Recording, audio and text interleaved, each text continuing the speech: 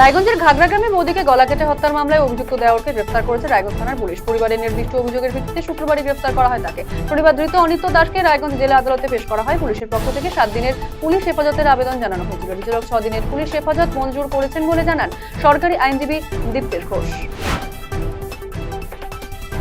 ভারত পাকিস্তান সংঘাতের আবহে উত্তেজনার চোরা স্রোত বইছে গোটা দেশ জুড়ে। এবারে যুদ্ধের এই আবহে শহরবাসীকে সতর্ক করতে মালদায় ফের বাজবে মুসলিম ইনস্টিটিউটের সাইরেন। সেই দ্বিতীয় বিশ্বযুদ্ধের সময় মালদা শহরের মুসলিম ইনস্টিটিউট থেকে এই সাইরেন বাজানো হয়। 1971 যুদ্ধের সময়ও বাজানো হয়েছিল। ফের তা বাজানোর সিদ্ধান্ত নিয়েছে মুসলিম ইনস্টিটিউট কর্তৃপক্ষ। প্রখর তাপে চোখের নিমেষে মোটর বাইকে ধরলো আগুন। শনিবার দুপুরে এই ঘটনা বালুরঘাটের সাধনা মোড় এলাকায়। অতিরিক্ত গরমের কারণে এমন ঘটনা বলে অনুমান। এদিন বালুরঘাটের ব্যবসায়ী সন্দীপ চাকি ওই এলাকার একটি সর্ষের তেলের দোকানে তেল কিনতে যান। বাইক কিছুক্ষণের জন্যই রাস্তার উপরে দাঁড় করানো ছিল। সস্তিক বাইকে বসে স্টার্ট দিতেই আগুন ধরে যায় বাইকে। বিধ্বংসী অগ্নিকাণ্ডে পুড়ে ছাই হয়ে গেল এক কয়লা মজুদ গোডাউন। ঘটনায় চাঞ্চল্য মালদার হরিশ্চন্দ্রপুর 1 নম্বর ব্লকের মহেন্দ্রপুর পঞ্চায়েতের বাংলুয়া গ্রাম। এদিন বাংলুয়া প্রাথমিক বিদ্যালয়ের পাশে আখতার আলমের কয়লার গোডাউনে আচমকায় আগুন লেগে যায়। স্থানীয় বাসিন্দারা ছুটে এসে আগুন নেভাতে হাত লাগায়। খবর দেওয়া হয় দমকল কেন্দ্রে। সরকারি হাসপাতালে সদ্যজাত শিশু চুরির অভিযোগ। এই ঘটনায় উত্তাল গাজল জেনারেল হাসপাতাল। জানা গিয়েছে হাসি সাহা নামের গাজলের বুদরুল বান্ধাইল এলাকার এক প্রসূতি 4 দিন আগে শিশু সন্তানের জন্ম দেন হাসপাতালে। শনিবার হাসপাতালে ছুটি হওয়ার কথা ছিল। তার আগেই শিশুটিকে হাসপাতালে রেখে তার মা একটু বাইরে যেতেই দেখেন শিশুটি উধাও। এই ঘটনায় শোরগোল পড়ে যায় হাসপাতালে। যুদ্ধের আবহে মালদায় বাজলো সাইরেন। এদিন দুপুর ঠিক 3টে নাগাদ মালদা জেলা প্রশাসনের পক্ষ থেকে প্রথমে মালদা জেলা আদালত চত্বরে সাইরেন বাজানো হয়। এরপর ধাপে ধাপে মালদা মুসলিম ইনস্টিটিউট, পুলিশ লাইন, দমকল সহ একাধিক এলাকায় বাজানো হবে এই সাইরেন। আপৎকালীন পরিস্থিতির সৃষ্টি হলে এই সমস্ত সাইরেনগুলি একত্রে বাজানো হবে। ভারত সরকারের সামাজিক ন্যায় বিচার ও ক্ষমতায়ন মন্ত্রণালয়ের উদ্যোগে দিব্যাঙ্গ এবং প্রবীণ নাগরিকদের জন্য অনুষ্ঠিত হলো বিশেষ সহায়ক শিবির। শনিবার ইসলামপুর সূর্য সেন মঞ্চে আয়োজিত ওই শিবিরে দিব্যাঙ্গ এবং প্রবীণ নাগরিকদের শারীরিক সমস্যাগুলি নিরীক্ষণ করেছেন বিশেষজ্ঞ চিকিৎসকেরা। তাদের নামও নথিভুক্ত করা হচ্ছে। পরবর্তীতে শিবির করে উপভোক্তাদের নিঃশুল্ক সহায়ক যন্ত্রাংশ প্রদান করা হবে। গাজলের পূর্ব অনন্তপুর এলাকায় নির্যাতিতা মহিলার সঙ্গে দেখা করলেন বিধায়ক চিন্ময় দেববর্মন। গত 4 মে বিকেলে তাকে মাঠে একা পেয়ে ভুট্টা খেতে তুলে নিয়ে গিয়ে 3 দুষ্কৃতী ধর্ষণের চেষ্টা করে বলে অভিযোগ। এই ঘটনায় অভিযুক্তদের মধ্যে 2জনকে ঘটনাস্থলে পাকড়াও করে পুলিশের হাতে তুলে দেয় গ্রামবাসীরা। পরবর্তীতে আরও এক অভিযুক্তকে গ্রেফতার করে পুলিশ।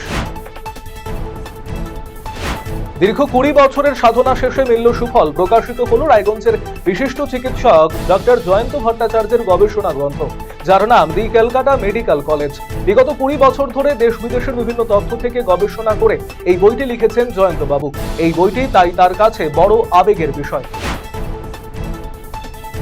শনিবার হজ যাত্রীদের সংবর্ধনা প্রদান করা হলো মালদার চাঁচলে। মালতীপুরের বিধায়ক আব্দুর রহিম বক্সির উদ্যোগে চাঁচল গোবিন্দপাড়া হাই স্কুলে আয়োজিত অনুষ্ঠানে 175 জন হজ যাত্রীকে সংবর্ধনা প্রদান করা হয়। বিধায়ক আব্দুর রহিম বক্সি, বিধায়ক সমর মুখোপাধ্যায়, জেলা পরিষদের কর্মাধ্যক্ষ রিয়াজুল করিম বক্সি সহ অন্যান্যরা উপস্থিত ছিলেন এদিনের কর্মসূচিতে।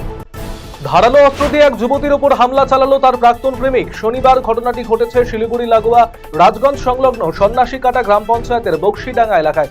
গুরুতর আহত অবস্থায় যুবতীকে ফুলবাড়ির একটি বেসরকারি নার্সিংহোমে ভর্তি করানো হয়েছে। বর্তমানে তার অবস্থা আশঙ্কাজনক। আর্থিক প্রতারণায় ব্যবহৃত জাল মোবাইল সিম কাণ্ডে দক্ষিণ দিনাজপুর জেলার বালুরঘাট ব্লকের বোয়ালদার গ্রাম পঞ্চায়েত সহ একাধিক জায়গায় সিবিআই হানা। জানা গিয়েছে সিবিআই এর দলটি বোয়ালদার গ্রাম পঞ্চায়েতের বদলপুর এলাকার প্রসাদ দাসের বাড়িতে হানা দেয়। বিষয়টি আঁচ করতে পেরে বাড়ি থেকে চম্পট দেন প্রসাদ দাস, তার 2 ছেলে মিন্টু দাস, বিট্টু দাস সহ অন্যান্য সদস্যরা। গ্রীষ্মের দুপুরে কুলিক নদীতে স্নান করতে গিয়ে আর ঘরে ফেরা হলো না। জলে তলিয়ে গিয়ে মৃত্যু হলো এক যুবকের। এই ঘটনায় শোকের আবহ এলাকা জুড়ে। পরিবার সূত্রে খবর, মৃত যুবকের নাম সুব্রত সরকার। তার বাড়ি রায়গঞ্জের খলসি এলাকায়। থ্যালাসেমিয়া শিশুদের জন্য রক্তদান শিবির অনুষ্ঠিত হলো বালুরঘাটে। দশমী রক্তদান আন্দোলনের অন্যতম প্রতিষ্ঠাতা প্রণীত রঞ্জন নিয়োগীর স্মরণে এদিন স্বেচ্ছা রক্তদান শিবিরের আয়োজন করা হয়। রক্তদান করে শিবিরের সূচনা করেন প্রণীত রঞ্জন নিয়োগীর পুত্র তৃণাঙ্কুর নিয়োগী। উপস্থিত ছিলেন বালুরঘাট থানার আইসি সুমন্ত কুমার বিশ্বাস, প্রণীত রঞ্জন নিয়োগীর স্ত্রী তন্দ্রা সেন নিয়োগী সহ অন্যান্যরা। ভারত বিদ্বেষী পোস্ট করা এক যুবকের বিরুদ্ধে মাথাভাঙ্গা থানায় জাতীয়তাবাদী নাগরিক মঞ্চের পক্ষ থেকে অভিযোগ দায়ের করা হলো। মাথাভাঙ্গা জাতীয়তাবাদী নাগরিক মঞ্চের তরফে জানানো হয়েছে, ভারত পাকিস্তানের মধ্যে অস্থিরতা পরিস্থিতি তৈরি হয়েছে। এরই মধ্যে গতকাল শীতলকুচির এক যুবক পাকিস্তানের পক্ষ নিয়ে সামাজিক মাধ্যমে পোস্ট করেন। ভারত পাকিস্তান যুদ্ধ আবহে সেনাবাহিনীর মতো দেখতে পোশাক বিক্রির ওপর নিষেধাজ্ঞা।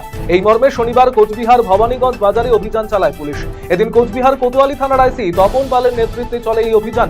সাথে উপস্থিত ছিলেন কোচবিহার জেলা ব্যবসায়ী সমিতির সম্পাদক সুরজ ঘোষ। ভারত পাকিস্তানের মধ্যে যুদ্ধ পরিস্থিতিতে মক ড্রিল হলো বালুরঘাটে।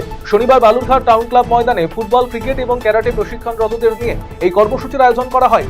ভারত পাক সাম্প্রতিক যুদ্ধে আবহে সাধারণ নাগরিকদের কি কি করণীয়, নিজেদের প্রাণ রক্ষা করবেন কিভাবে তা নিয়ে মক ড্রিল করা হয়। বিশিষ্ট ক্যারাটে প্রশিক্ষক শঙ্কর কুমার মণ্ডল সহ অন্যান্যরা প্রশিক্ষণ দেন এদিন।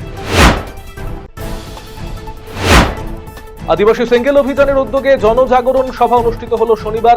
সানা ধর্মঘট লাগুর দাবিতে গাজল হাই স্কুল ময়দানে আয়োজিত এই সভায় উপস্থিত ছিলেন সোনারাম সোরেন, নারায়ণ মুর্মু, মোহন হাসদা সহ অন্যান্য নেতৃত্ব। সানা ধর্মঘট লাগু না হলে জনগণনায় তারা অংশ নেবেন না বলে হুঁশিয়ারি দিয়েছেন আদিবাসী নেতৃত্ব। আগামী জুলাই মাসে রায়গঞ্জে অনুষ্ঠিত হতে চলেছে স্বর্গীয় দেবকুমার দত্ত রায়গঞ্জ আন্তঃক্লাব ফুটবল প্রতিযোগিতা 2025-26। সেই উপলক্ষে উত্তর দিনাজপুর জেলা ক্রীড়া সংস্থার উদ্যোগে চলছে প্রস্তুতি পর্ব। তারই অঙ্গ হিসেবে এই প্রতিযোগিতায় অংশগ্রহণকারী বিভিন্ন ফুটবলারদের দলবদল, রেজিস্ট্রেশন এবং রিনিউয়াল পর্ব চলছে। 8 তারিখ থেকে এই পর্ব চলছে, শনিবার তার শেষ দিন।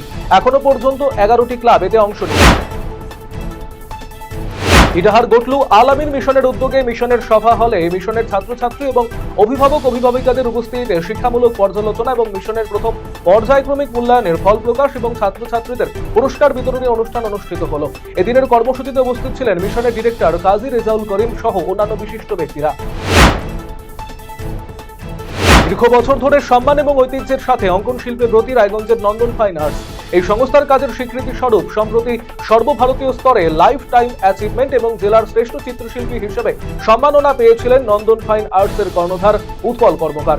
এই পরিষদের 50 বছর পূর্তি উপলক্ষে কলকাতার নেতাজি ইন্ডোর স্টেডিয়ামে সম্প্রতি একটি অনুষ্ঠানের আয়োজন করা হয়, যেখানে পরিষদের তরফে সম্মাননা পেয়েছেন নন্দন ফাইন আর্টসের কর্ণধার। সেই উপলক্ষে শনিবার উৎপল বাবুকে সংবর্ধনা জানান রায়গঞ্জের প্রাক্তন বিধায়ক মোহিত সেনগুপ্ত।